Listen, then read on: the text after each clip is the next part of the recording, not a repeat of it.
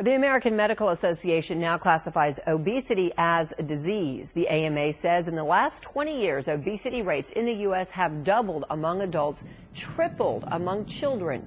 The increase of obesity cases could increase America's already high health care costs. The AMA now urging doctors and insurance companies to recognize obesity as a complex disorder so treatment and prevention programs can then advance. Joining me now is Tammy Beaumont. She is the director of the Weight Management Institute at Methodist Dallas Medical Center. And what you may not know about Tammy is that she knows firsthand the dangers of being obese. This is a picture of her in 2003 before she underwent gastric bypass. She weighed 266 pounds at that time, was hypertensive, had arthritis in her knees. She had the surgery and is now 130 pounds. So Tammy, you're a success story. Glad you're with us, and I assume you're a fan of this designation of obesity as a disease. Absolutely. It opens so many doors to getting treatment even before it becomes such a necessity like it was for me. And in what way does it open doors?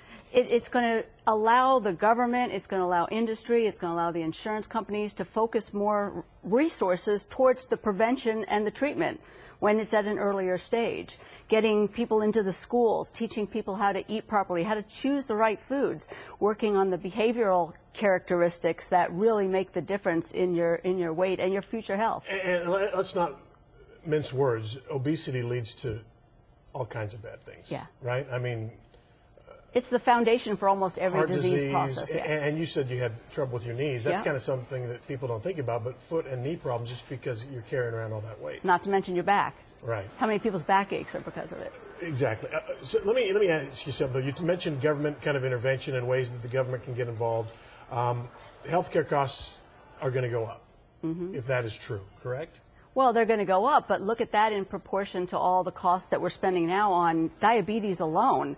Hypertension, cholesterol, all of those can be at least better controlled, improved by countering the obesity, as the preliminary treatment. Okay, so so we're spending a lot of money to treat the effects of obesity, and you'd rather spend it up for. I do have a question. I know this is how, the Twitter world and the Facebook world, and what I will hear is, I don't want to pay for the cure to something that I believe the cure is not eating so much and exercising. So how would you respond to that? Well, people's tax money, they don't want to do that. Right now, weight problems are affecting the majority of our population. 2/3 of Americans are considered overweight.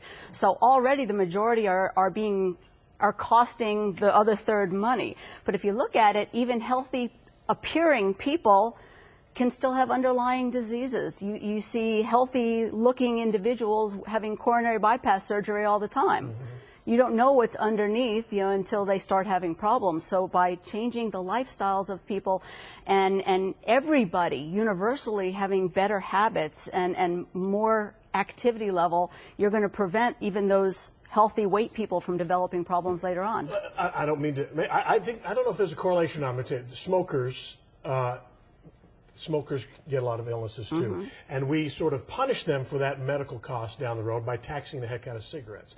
Should overweight people be culpable for some of the financial problems here, or financial costs, I guess? Well, I think that it's still a behavior thing, and I think it can be the underlying cause is that, like when I was young, I didn't have the right education to know that bread should not be eaten as your main course and pasta. And I think if I had learned that correctly, it wouldn't have led to the obesity issue, the weight problems that I had. So I'm not necessarily being punished, but if I had been educated earlier. Right. And I'm not sure the pushback will be against education. I don't think it'll be like if we're going to pay for gastric bypass surgery or something. I think people might say, well, I don't know. Last question.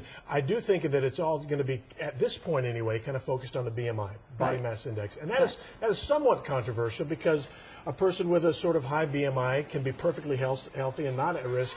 Right. But a person with a low BMI can be for whatever reason, and so some people aren't satisfied with that as a barometer for this. What do you say? Well, it's not. It's kind of a mediocre, but it's the best we have right now, because I do agree that, even you had an overweight BMI when you were at your top performance playing baseball. So we have to look at all of the other factors that are involved and assess whether, what is a person eating? What's their diet like? What's their activity level like? How many hours do they spend in front of the TV, except for the news, each day? We have to have exceptions to every rule.